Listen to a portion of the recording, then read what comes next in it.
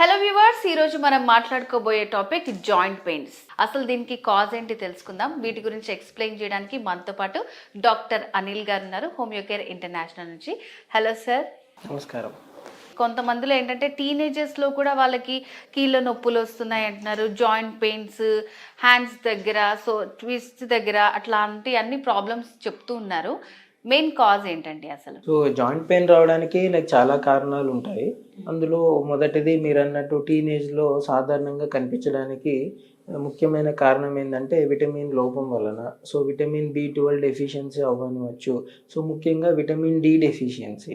ఎక్కువగా ఇంట్లో ఉండడం, బయట తక్కువగా తిరగడం, సన్‌కి ఎక్స్‌పోజ్ తక్కువగా ఉండడం వలన గూడా మనకి ఈ విటమిన్ డి కొరత వల్ల గూడా జాయింట్ పెయిన్స్ వచ్చేదానికి అవకాశాలు ఎక్కువుంటాయి టీనేజ్‌లో. డాక్టర్ గారు, ఆస్టియో ఆర్థరైటిస్, రుమటాయిడ్ ఆర్థరైటిస్ అని అంటూ ఉంటారు కదా.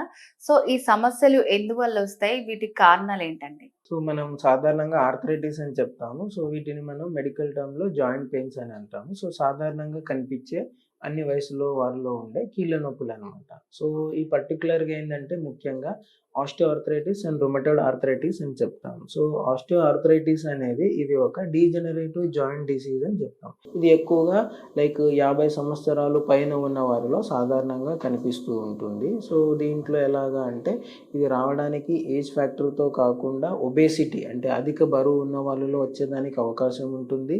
ఇంతకుముందు మనం మాట్లాడుకున్నట్టు vitamin D deficiency, vitamin D లోపం ఉండడం వలన, కాల్షియం తగ్గిపోవడం వలన, లేకపోతే మెనోపాజ్ దీనివల్ల హార్మోనల్ చేంజెస్ వలన. సో ఇది సాధారణంగా కనిపించే ఒక ప్రాబ్లం. అలాగే డాక్టర్ గారు, చాలా మంది బ్యాక్ పెయిన్ అంటూ ఉంటారు అండ్ అలాగే సేమ్ టైం సయాటికా అని చెప్తుంటారు. అంటే బ్యాక్ పెయిన్, సయాటికా రెండు సేమేనా, డిఫరెంట్ ప్రాబ్లమ్స్ అంటారా? సో బ్యాక్ పెయిన్ అనేది ఇన్ జనరల్‌గా మనం వాడే ఒక టర్మ్ అని చెప్తాము. సో వీటిలో ఏందంటే lumbar spondylosis, spondylitis plus sciatica, disc సమస్యలు ఇవన్నీ మనం జనరల్‌గా బ్యాక్ పెయిన్ కింద చెప్తూ ఉంటాము. సో ఇందులో పర్టిక్యులర్‌గా వస్తే స్పాండిలోసిస్ అండ్ స్పాండిలైటిస్ అనేది ముఖ్యం. ఇప్పుడు ఏమవుతుందంటే లంబార్ రీజన్, లోవర్ బ్యాక్ రీజన్‌లో లంబార్ వర్టిబ్రా అని అయితే మనం ఏం చెప్తామో, సో వీటిలో జరిగే అరుగుదల అవ్వచ్చు, లేకపోతే డిస్క్‌లో వచ్చే సమస్యలు అవ్వచ్చు, సో విటమిన్ డి లోపం అవ్వచ్చు, లేకపోతే డిస్క్ వల్ల కలిగే నర్వ్ కంప్రెషన్ అంటాము, స్పైనల్ కెనాల్ స్టీనోసిస్, సో వీటి వల్ల వచ్చేది సయాటికా అని చెప్తాము. ఓకే డాక్టర్ గారు, ఇప్పుడు మీరు చెప్పినట్టు జాయింట్ పెయిన్స్ కి అలాగే బ్యాక్ పెయిన్, సయాటికా ఇలాంటి ప్రాబ్లమ్స్ అన్నిటికీ హోమియోకేర్ ఇంటర్నేషనల్ లో ఎలాంటి ట్రీట్మెంట్ ఉంటుందంటారు? సో ఎటువంటి మనకు సంబంధించిన ఆర్థరైటిస్ అవ్వచ్చు, లేకపోతే లంబార్ స్పాండిలోసిస్, లేకపోతే స్పాండిలైటిస్ కానీ, rheumatoid arthritis or osteo arthritis, so వీటన్నిటికీ హోమియోపతిలో మంచి మందులు ఉన్నాయి. సో మనం ఇక్కడ వాడేటువంటి హోమియోకేర్ ఇంటర్నేషనల్లో so genetic genome constitutional medicine అని చెప్తాము.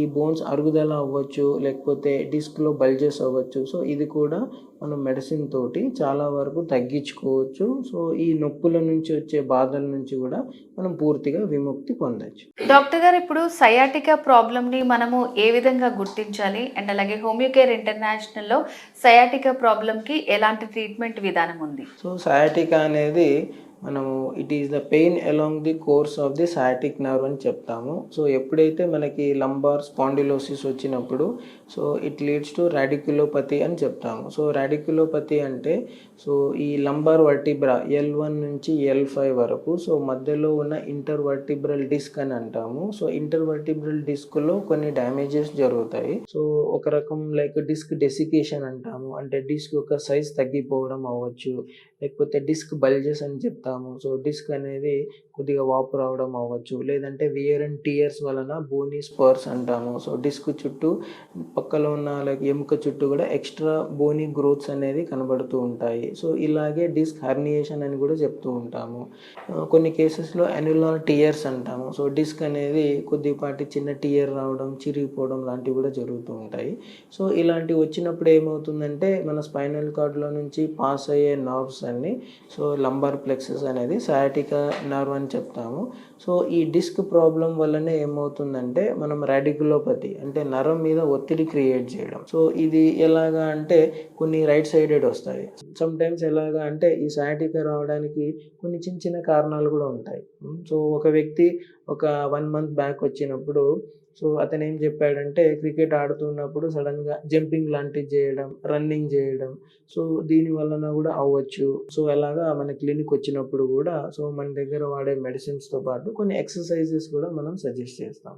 సో దీన్ని కరెక్ట్గా సయాటికా అనేది డయాగ్నోస్ చేయడానికి కూడా సో మన దగ్గర like physical examination, straight leg raising test అంటాం. సో అలా చేసినప్పుడు కానీ సో ఫిజికల్ ఎగ్జామినేషన్, సో దీంతో పాటు సిటీ స్కాన్ కానీ ఎంఆర్ఐ కానీ సో ఏదైనా టెస్ట్ చేసినప్పుడు సో మనకి డిస్క్లో ఏమైనా బల్జెస్ ఉన్నాయా, నర్వ్ మీద ఏమైనా కంప్రెషన్ క్రియేట్ అవుతుందా అనేది అర్థమవుతుంది. సో దీంతో పాటు మనం హోమియోపతి మెడిసిన్స్తో యూజ్ చేసుకుంటూ సో వీటికి సంబంధించిన కొన్ని ఎక్సర్సైజెస్ ఉంటాయి. సో ఎక్సర్సైజ్ సజెస్ట్ చేసుకుంటూ ఫిజియోథెరపీ, హోమియోపతి మెడిసిన్ వాడడం వలన సో సయాటికా నుంచి వచ్చే పెయిన్ నుంచి మనం రిలీఫ్ పొందొచ్చు, విముక్తి పొందొచ్చు. అలాగే డిస్క్లో జరిగిన ప్రాబ్లం నుంచి కూడా మనకు రిలీఫ్ వస్తుంది. సో దీనికి మన హోమియో కేర్లో ఇచ్చే మందుల నుంచి కంప్లీట్గా క్యూర్ ఉంటుంది అని చెప్పచ్చు. సో వ్యూవర్స్, డాక్టర్ గారు చెప్పిన విషయాలు విన్నారు కదా. హోమియోకేర్ ఇంటర్నేషనల్లో సో బ్యాక్ పెయిన్ కానివ్వండి, సయాటికా, రూమటైడ్ ఆర్థరైటిస్ ఇలాంటి వాటన్నిటికీ కూడా చాలా మంచి చికిత్సా విధానం ఉంది. అండ్ అలాగే మనకి చాలా బ్రాంచెస్ కూడా ఉన్నాయి. ఇంకా మీకు కంప్లీట్ డీటెయిల్స్ కావాలనుకుంటే స్క్రీన్ మీద కనిపిస్తున్న నెంబర్కి కాల్ చేసి పూర్తి వివరాలు తెలుసుకోవచ్చు. నెక్స్ట్ వీడియోలో మళ్ళీ కలుద్దాం. నమస్తే.